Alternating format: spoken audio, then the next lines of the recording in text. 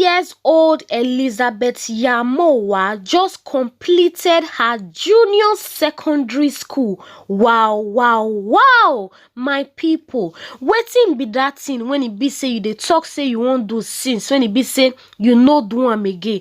Wetin dey stop you? Wetin dey hold you bind? Wetin be that voice? Which voice they tell you say no do this thing? My people, everything is possible, my people. But before we continue this matter, it's your girl again, Easy, and I greet you all according to your time.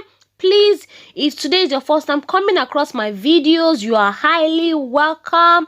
And please consider hitting on the red button, subscribe, and also turn on the notification bell so that you will get notified each time we upload a new video. And to my returning subscribers, I love you all so much. Thank you all for your love and support.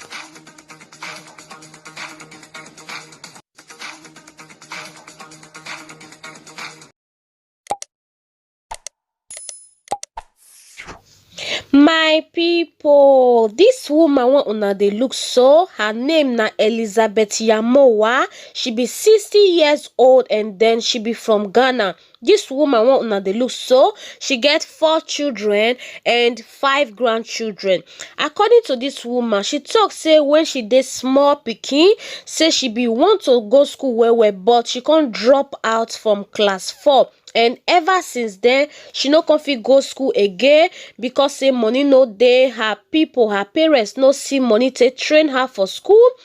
And then now wetin come happen na be that one. But ever since then, she still get am for mind say she like to go school, but it's just that money no come dey when be say she go take go school. So my people, this woman come talk and say when it be say the opportunity come out, as the government come talk say whoever want go school make it come go school, say na free education for junior secondary school.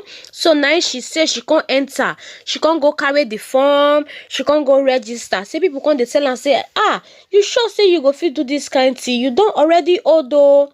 You don't be 60 years old. You no go fit go school again, no. Your brain don't weak. You no go fit read anything at all.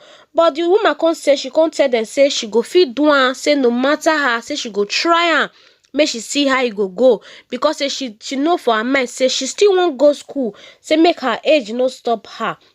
So my people, according to this woman, she said she can't still continue. She can't go register. They can't carry her put for school, and then they can't. As she can't enter school, she can't begin to the school with all those small children. When be say when be say she don't old pass well. From there, she said she can't they learn, and then after she can't the school when be say she go the school. She start the school since 2017. So 2020 this year now she can't graduate, my people. She can't graduate. Like this woman, she dey very motivated. Like she know and say she go fit do this thing, and finally she can't graduate. She can't graduate, my people. Wetin be that thing when you be say you dey say you won't do?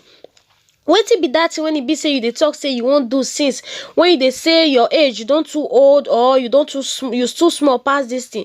Wetin be that when you dey say you won't do? My people, everything is possible. Anything is possible, my people. Wetin matter be say determination. Just be determined, okay? So my people, back to the story of this woman. The woman talk say she can't enter school. As she can't enter school, she can't begin to learn. But the woman can't talk say at first it dey very hard for her. Say easy for her to read, but with time she can't begin to pick up small. Say some children go dey laugh her. They go dey call her mama because say she don't old, because say she be 60 years old. It no easy now. Like it no easy for 60 years old when it be say it drop out from class 4. It no easy for her can't they pick up, but she can't dey determined. She can't dey learn. She can't dey hard working to make sure say she follow up. She can't dey learn. She, according to her, she can't say she can't even tell her class teacher. She go dey meet the class teacher, make the class teacher they teach her. She can't dey follow up to make sure say she true do this thing. She can't dey go school every time. Every morning she go bath. She go wear the school uniform. She say if she wear school uniform, the waka they go.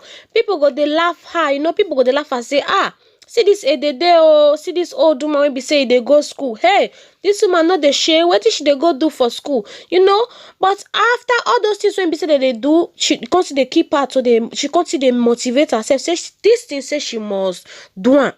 So my people, finally, she can't they do this thing they do and they go school. And then she can finally graduate from her school. The school take her 3 years.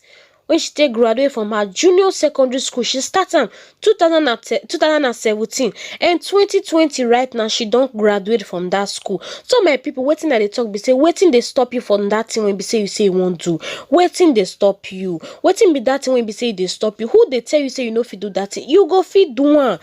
You go fit do one. Just try them and then you go fit do one. And as you they try and so make sure say you put all your mind. Make sure say you they do one with all your mind. And finally the thing go come out real good. If this mama, if this edede of 60 years old, if she fit go school at her age, waiting you no go fit do, waiting they stop you from doing that thing, waiting they stop you, waiting they hold you banned, waiting they put you for one place. If this edede when be say she be 60 years old, if she fit go school, come graduate for her junior secondary school, waiting be that thing when it be say it they hold you banned.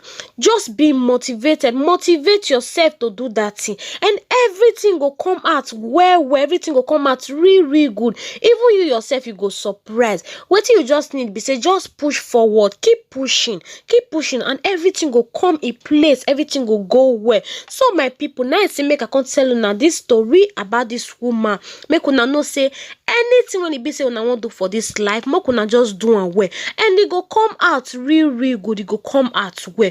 Okay my people, make una not forget to congratulate this our mama. Okay, congratulations once again, Mama Elizabeth. Congratulations to you, my people. Mona not forget to congratulate her. Okay, Mona not forget to also leave comments below on what you una think about this video. Okay, thank you all so much for watching. Please do not forget to like and share out to your friends and your loved ones. See you all on my next video.